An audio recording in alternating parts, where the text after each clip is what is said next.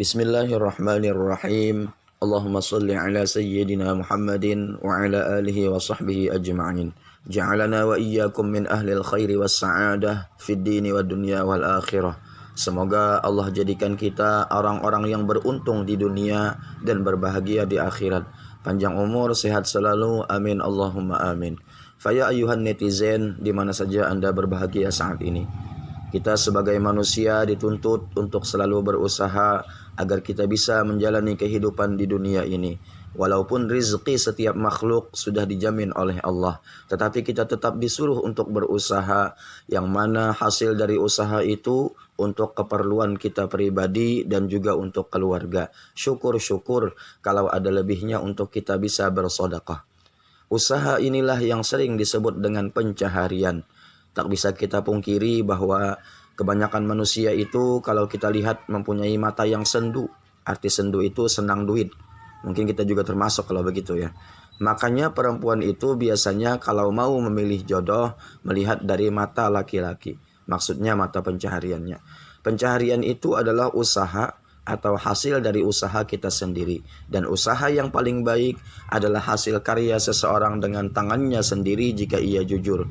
Usaha adalah sebuah proses mengidentifikasi, mengembangkan, dan membawa visi ke dalam kehidupan. Proses ini diawali dengan adanya sebuah inovasi.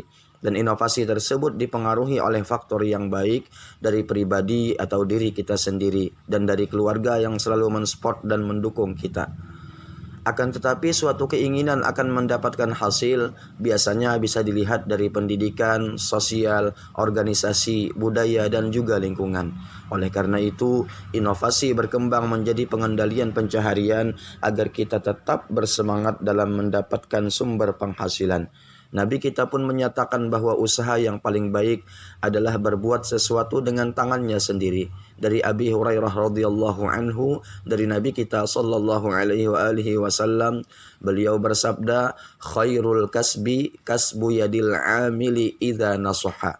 Yang artinya usaha yang paling baik adalah berbuat sesuatu dengan tangannya sendiri, dengan syarat jika dilakukan dengan baik dan jujur, agar kita bisa mencukupi keperluan hidup kita dan selebihnya untuk membantu orang lain yang memang memerlukan. Nabi kita juga pernah menyebutkan al-yadul ulya khairun minal yadis sufla wa bada' biman ta'ulu wa khairus sadaqati an zahri ghinan wa may yasta'fif yu'ifahu Allah wa may yastaghni yughnihillah. Yang artinya tangan yang di atas lebih baik daripada tangan yang di bawah. Maksudnya yang memberi lebih baik daripada yang meminta. Maka mulailah dari orang-orang yang menjadi tanggunganmu. Dan sedekah yang paling baik adalah dari orang yang sudah cukup untuk keperluannya sendiri. Dan barang siapa menjaga kehormatan dirinya dengan tidak meminta-minta kepada orang lain, maka Allah akan menjaga dan mencukupinya. Dan barang siapa yang merasa cukup dengan pemberian Allah, maka Allah akan memberikan kecukupan kepadanya. Tindakan memberi adalah sikap yang terhormat yang hanya dapat dilakukan oleh orang yang terhormat pula. Akan tercipta satu komunikasi hubungan kebahagiaan antara si pemberi dan si penerima, yaitu bahwa ada perasaan bahagia antara keduanya. Manakala terjadi transaksi memberi, seseorang yang memberi akan merasakan puncak kebahagiaan di saat melihat ekspresi kebahagiaan orang lain yang menerima pemberiannya tersebut. Inilah fitrah manusia. Manakala seseorang melakukan kebaikan, maka akan berbalas kebaikan pula. Maksud dari hadis tersebut tidak berarti memperbolehkan kita untuk meminta-minta, tetapi justru memotivasi agar seorang muslim mau berusaha dengan keras agar dapat menjadi tangan yang di atas, yaitu orang yang mampu membantu dan memberi sesuatu pada orang lain dari hasil jerih payahnya. Bagaimana mungkin bisa membantu orang lain jika untuk memenuhi dirinya sendiri saja tidak mampu? Dan bagaimana mungkin seseorang bisa mencukupi keperluannya sendiri jika tidak mau berusaha dengan keras? Seseorang akan dapat membantu sesamanya apabila dirinya telah berkecukupan. Seseorang dikatakan berkecukupan jika ia mempunyai penghasilan yang lebih. Dan seseorang akan mendapatkan penghasilan yang lebih jika ia berusaha dengan keras dan baik. Karenanya dalam bekerja itu harus disertai etos kerja yang tinggi. Islam mencela orang yang mampu untuk bekerja dan memiliki badan yang sehat tetapi tidak mau berusaha. Seorang muslim harus bisa memanfaatkan karunia yang diberikan Allah berupa kekuatan dan kemampuan diri untuk bekal hidup layak di dunia dan di akhirat. Etos kerja yang tinggi merupakan cerminan diri seorang muslim. Karena agama menganjurkan untuk berusaha agar mendapatkan sumber pencaharian yang cukup. Bila kita mau terus berusaha, maka Allah akan memberikan rizki. Karena usaha tidak akan mengkhianati hasil. Menurut konsep Islam, salah satu pencaharian yang paling baik ialah berdagang, tetapi yang jujur, bukan pedagang yang curang, yang suka berbohong, yang di antara penjual dan si pembeli itu menganut sebuah prinsip yang sama, yaitu tidak ada dusta di antara kita. Dan jangan lupa, di antara niat berdagang itu ialah menolongi orang lain, bukan mencari penghasilan semata. Ini sangat penting ya. Nah, jadi kalau kita mau berdagang, nah maka niatkanlah dalam hati kita itu untuk menolongi orang lain. Nah, bukan sekedar mencari keuntungan, tetapi niatkan dalam hati kita menolongi orang lain. Nah, itu penting ya. Ada sebuah cerita menarik tentang bagaimana kita sesama manusia untuk bisa saling tolong menolong. Dan mungkin ini berkaitan pula dengan eksploitasi nasab. Artinya memanfaatkan statusnya memiliki nasab berasal dari orang baik, atau simpelnya bernasab kepada Rasulullah, lalu dimanfaatkan itu untuk mendapatkan keuntungan materi. Diceritakan ada seorang perempuan, ini keturunan Sayyidina Ali atau disebut dengan Alawiyah karena dia seorang perempuan. Ditinggal mati oleh suaminya dan mempunyai beberapa anak yang masih kecil-kecil. Perempuan dulu kan mungkin tidak bisa bekerja, jadi hidupnya bergantung kepada suaminya. Sehingga mengalami kesulitan ekonomi bukan hanya menimpa dirinya, tetapi juga mengancam anak-anaknya. Karena di tempat itu ia sudah dikenal bahwa si perempuan itu adalah seorang Alawiyah, keturunan Rasulullah, atau kalau sekarang mungkin bisa disebut dengan seorang Syarifah. Maka ia pun sungkan untuk meminta-minta kepada orang lain, sungkan untuk menampakkan kesusahannya. Lalu akhirnya ia memutuskan untuk hijrah meninggalkan kampung halamannya. Kemudian berangkatlah perempuan itu bersama beberapa anaknya tersebut.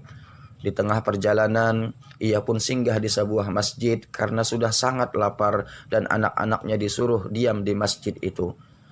Kemudian datanglah seorang ulama dan perempuan itu pun menghampirinya untuk meminta makan kepadanya, untuknya dan juga untuk anak-anaknya. Dan ia mengatakan bahwasanya ia adalah seorang Alawiyah keturunan Rasulullah. Mendengar penuturan dari perempuan itu, ulama ini mengajukan sebuah pertanyaan. Alaki bayyinatun ala ma taqulin. Apakah engkau bisa mendatangkan bukti atas apa yang kamu ucapkan? Bahwa engkau adalah seorang Alawiyah, seorang Syarifah, bahwa engkau adalah benar keturunan Rasulullah. Lalu perempuan itu menjawab, saya di sini pendatang baru, sehingga tak ada orang yang kenal, tak ada orang yang tahu bahwa saya adalah keturunan Rasulullah. Akhirnya, karena perempuan ini tidak bisa mendatangkan bukti dan saksi bahwa ia adalah keturunan Rasulullah, maka diabaikan begitu saja oleh ulama tadi. Setelah beberapa saat kemudian, perempuan itu bertemu dengan seorang yang beragama Majusi, non-Muslim. Dan dengan cerita yang sama, ia meminta makan untuknya dan juga anak-anaknya. Dan ia mengatakan bahwa ia adalah keturunan Rasulullah. Majusi itu tidak tahu siapa itu Rasulullah. Orang dia tidak percaya, bukan orang Islam. Majusi menyembah api, dengan Allah saja tidak tahu, apalagi dengan Rasulullah. Mana ia tahu? Sebetulnya Majusi ini tidak mau tahu ia keturunan Rasulullah atau keturunan siapa. Cuma melihat ada orang lapar, meminta makan, dan ia tunjukkan pula anak-anaknya. Akhirnya perempuan itu dan anak-anaknya dibawa ke rumahnya dan diberi makan oleh seorang Majusi tadi. Setelah itu apa yang terjadi? Pada malam hari ulama tadi bermimpi seakan-akan kiamat telah terjadi. Dan orang-orang pada berkumpul di padang mahsyar Kemudian muncullah Rasulullah dan orang-orang ini menghampiri, mendekati Rasulullah untuk meminta syafaat kepadanya. Sampai kepada giliran ulama ini, ia pun menghampiri, mendekati Rasulullah dan berkata, "Ya Rasulullah, aku adalah seorang yang mukmin, aku orang yang beriman, aku adalah umatmu, aku adalah pengikutmu." Lalu apa yang dijawab oleh Rasulullah? Kata Rasulullah, "Alaka bayyinatun ala ma taqul?" Apakah engkau bisa mendatangkan bukti atas apa yang kamu ucapkan? Kemudian ia pun terkejut, terbangun dan sadar bahwa ia telah berbuat salah kepada perempuan itu. Kemudian ia cari perempuan itu dan akhirnya diketahui bahwa perempuan itu ada di rumah seorang majusi. Dan majusi itu ternyata sudah masuk Islam. Ia pun menemuinya dan menanyakan, "Apakah perempuan Alawiyah itu bersama anak-anaknya ada di tempat Anda?" kata si ulama itu. "Iya," jawab majusi itu. "Tolong berikan kepada saya yang akan mengurusnya." "Tidak," kata majusi tadi. "Saya bayar berapapun," kata ulama itu. "Tidak," kata majusi. "Ini adalah jalur saya mendapatkan hidayah. Tak akan saya lepas. Saya akan menghormati dan mengurus mereka sampai kapanpun." Nah, yang perlu diperhatikan, apa sirru hadhil qissah? Apa rahasia di balik ini kisah? Sebetulnya bukan masalah nasab, bukan masalah keturunan Rasulullah, tetapi masalah ar-rahmah taftahu al-hidayah. Artinya kasih sayang itu menjadi jalur seseorang dapat hidayah. Seorang majusi, karena dia punya kasih sayang sehingga dia dapat hidayah masuk Islam. Itu kata kuncinya. Nah, kesalahan ulama tadi, orang minta makan, lapar. Kenapa masih terlalu berbelit dengan metode hukum? Dimintai bukti keturunannya segala, padahal bukan di situ tempat permasalahannya. Jangankan ia mengaku sebagai seorang syarifah tidak bisa membuktikan, ia tidak mengaku pun atau tidak menjelaskan siapa dirinya. Orang minta makan, lapar, ajaran Islam langsung diberi. Sehingga ketika bertemu Rasulullah, tidak mungkin Rasulullah tidak mengenalinya sebagai umatnya, apalagi ulama. Tetapi diperlakukan seperti itu juga. Kenapa? Karena ketika ada orang perlu, masih dipersulit. Itu kuncinya. Kalaupun mau ditarik ke eksploitasi nasab, tapi kan itu keadaan darurat. Seorang perempuan tidak bisa bekerja, memang jalur satu-satunya adalah memohon belas kasihan orang lain. Dan sudah wajar kalau orang meminta itu ada upaya biar dikasih karena memang terdesak. Dan satu-satunya upaya perempuan ini, ya sudah siapa tahu orang terketuk hatinya kalau tahu ia keturunan Rasulullah. Kalau sekarang ada orang mengaku-ngaku, walaupun benar apalagi tidak, saya keturunan ini, saya keturunan itu, yang orientasinya mendapatkan keuntungan berlipat-lipat, bukan keadaan kesulitan. Jangan beribrah dengan kisah ini, karena kronologisnya berbeda. Orang kelaparan, terancam. Orang kalau sudah terancam, apa saja boleh. Ad-darurat tubihul mahzurat. Makan bangkai saja boleh. Ini masih bagus dia meminta. Dan dia tidak berbohong dengan pengakuannya. Kalau sekarang ada keturunan Rasulullah yang hidupnya sudah mapan, enggak kelaparan, apalagi bisa kerja, laki-laki lagi, bukan perempuan, mengeksploitasi nasabnya untuk mendapatkan keuntungan materi, nah itu tidak benar. Itu buruk sekali itu. Apa-apa yang kemuliaannya itu sangat mulia dikonversi menjadi rupiah, itu tercela, tidak dibenarkan. Beda kalau untuk mengokohkan dakwahnya. Artinya orang ini alim. Misalnya ada seorang habib yang alim, lalu ia membuka, menceritakan bahwa ia adalah keturunan Rasulullah. Apalagi kalau bisa membuktikan, supaya ucapannya itu didengar orang lain. Ucapannya itu supaya masuk dalam ke hati orang lain. Bukan untuk dihormati orang, tetapi agar dakwahnya itu didengar oleh orang lain. Itu namanya istishhar, mencari popularitas, itu boleh. Asal tujuan dalam hatinya benar. Karena kan sudah hukum alam. Orang gak populer, gak ada yang mau dengar. Bukan untuk dihormati, tetapi agar kata-katanya bisa masuk ke dalam hati orang yang mendengar. Asal jangan bohong. Artinya jangan ngaku-ngaku. Tapi kalau masalah pembuktian ya wallahu alam, kita juga gak bisa. Karena mereka kan setidaknya mengikut orang-orang terdahulu. Kalau sudah nyata bukan siapa-siapa, lalu ngaku-ngaku, nah itu biasanya yang mencari keuntungan. Tapi kalau masalah dakwah enggak ya. Jadi cari uang itu dengan apa yang kamu bisa. Sehingga kamu itu kesannya tidak memanfaatkan orang lain untuk mendapatkan keuntungan. Jadi ingat, eksploitasi nasab itu kalau untuk keuntungan pribadi itu tidak dibenarkan. Kecuali terdesak, darurat seperti perempuan tadi. Itu pun bukan eksploitasi namanya.